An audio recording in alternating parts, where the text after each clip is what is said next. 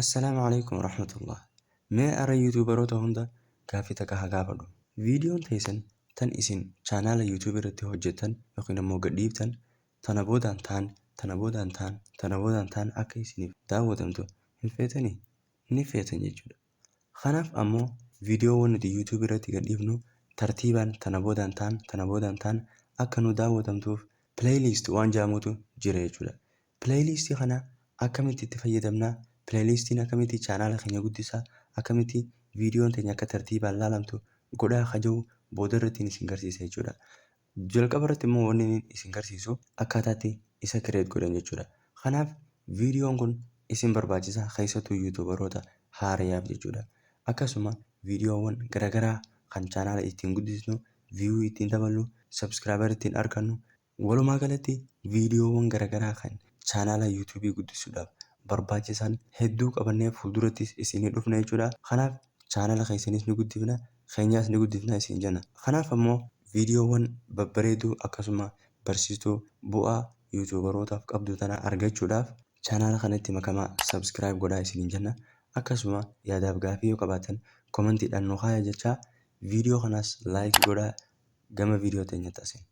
Hayyeegaa kabajamtoota hordoftoota keenya akkumaan jalqaba irratti isiniif ibsuuf yaalete jechuudha. Viidiyoon teenya tartiibaan akka nu ilaalamtuuf jechuudha. YouTube stuudiyoo keenya keessatti maal godhuu qabnaa kan jedhuun har'a qabadhee isinii dhufe jechuudha.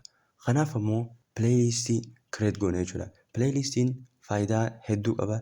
Viiyuu akkaan dabaluudhaaf akkasuma immoo namni viiyuun argamnaan jechuudha. Sabskiraayibariin ni jira, koomentii fi yaadni ni jira.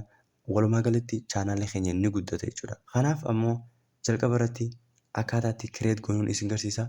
Gama dhumaatiitti immoo itti fayyadama isaatii fi faayidaa isaatiin isin garsiisa jechuudha. Kanaaf osoo viidiyoo teenya hin eegalle jechuudha. Warra moobaayilii fayyadamtaniif viidiyoo xiqqoo tana hordofnee walitti haa deebinu. Hayyeegaa kabajamtoota hordoftoota erga akkanatti Google Chromii seenne booda jechuudha. Asumaan yuutuubii seenna. Erga yuutuubii akkanatti seenne booda asumaan bakka tuqaa sadii tana gara harka mirgaa gama gubbaa kana tuqna. Ergasii immoo asumaan akkuma agartan deeskitoop saayit kajoo kana kilik goona. Akkuma ijaan agartan kana kabajamtoota hordoftoota keenya haala kanaan isinii fida. Ammaan booda akkan ani koompitara irratti laalee fayyadamuun isinis laaltanii fayyadamuu dandeessan jechuudha. Gama kaanitti haa dabarru. Kanaaf ammoo pileeyiliistii jechuun kabajamtoota hordoftoota keenya viidiyoon teessan haala isii wal fakkaatuun guruupitti qooduu jechuudha. Yookiin ammoo gargaritti qooduu jechuudha. Kana jechuun maal jechuudha? Fakkeenyaaf amma asirratti akkuma agartan ani pileeyiliistiiwwan 5 qaba. 5 keessaa viidiyoon 10 waa'ee yuutuubiitii, 6 waa'ee koompiteraatii wal qabata,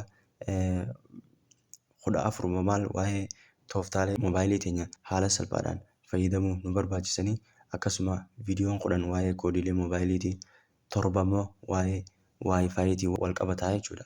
Kanaaf asirraa ni hubattan jeetiin abdii qaba jechuudha. Kanaaf ammoo jalqaba akkaataa pileeyiliistii kireet itti godhan isin garsiiseetiin achi booda immoo faayidaa isaatii fi itti fayyadama isaatiillee isin garsiisa jechuudha. Pileeyiliistii kireet godhuudhaaf jechuudha.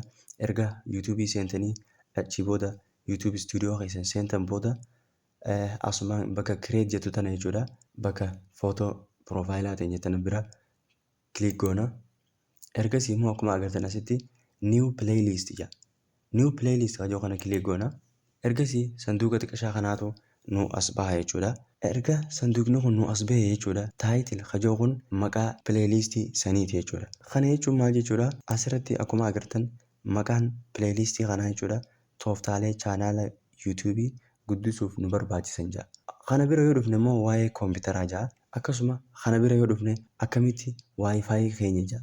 Kanaaf maqaa yookiin ammoo taayitila akkanaa itti baasuu qabnaa jechuudha. Kanaaf taayitila isaa fakkeenyaaf aappis haa godhu. Ergaan aappis godhe booda asumaan diskiripshina kajoo kanas si gaafata jechuudha. Diskiripshina jechuun akkuma viidiyoon hundi diskiripshina mataa isii qabdu pileeyiliistiinis diskiripshina mataa isii itti godhuun isinii barbaachisaadha jechuudha.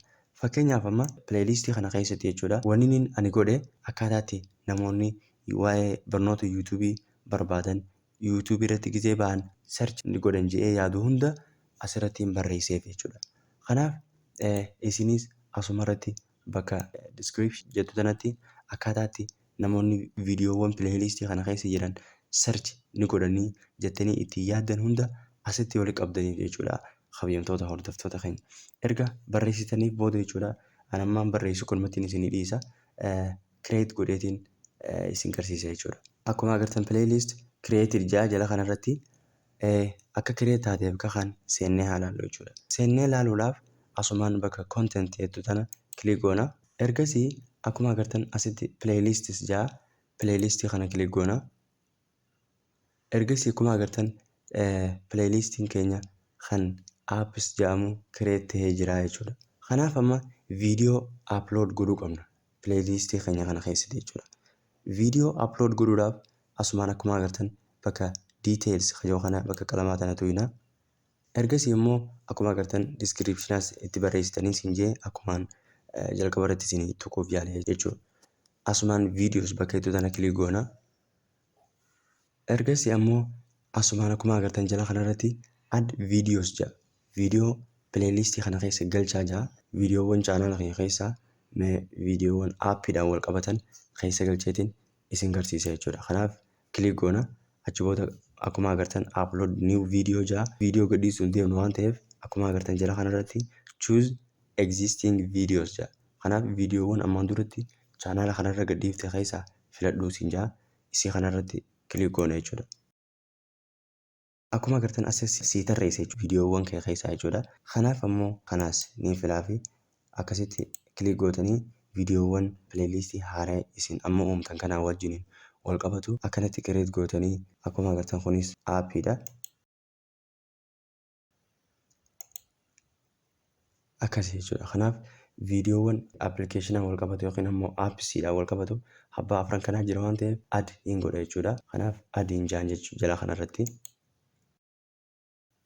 Akkuma ijaan agartan kana kabajamtoota hordoftoota keenya. Amma viidiyoowwan add goonee jirra jechuudha. Playlistii keenya irratti jechuudha. Kanaaf kabajamtoota hordoftoota keenya gama faayidaa isaatiitti yoo dhufnu jechuudha. Faayidaan isaa akkumaan jalqaba irratti isiniif tuquuf yaaletti jechuudha. Fakkeenyaaf amma viidiyoowwan kurnan playlistii tana keessa jiru keessaa takka namni tokko yoo tuqe yookiin ammoo playlistii tana dhufee namni tokko click yoo godhe playlistii tana guutuutu gad tarreessaaf jechuudha. Fakkeenyaaf haa ilaallu. Akkuma asirratti agartan kana jechuudha kabajamtoota hordoftoota keenya. Playlistii keenya tokkicha yeroo tuqan jechuudha. Haaluma kanaan viidiyoowwan keenya jahan itti aanus haala kanaan tarreeffamanii dhufan jechuudha. Kanaaf ammoo viiworoonni keenya viidiyoowwan keenya kan waayifaayitii wal qabatan keessaa irra deddeemanii akkasuma immoo kanatti aanee kaan akka ilaalan kanatti aanee kaan kana akka ilaalanii irraa fayyadamaniif isaan barbaachisa jechuudha. Isaaniifis haala saniin faayidaa qaba. Nutiifis ammoo haala kanaan viiwii hedduu nuuf argamsiisaa jechuudha kabajamtoota hordoftoota keenya.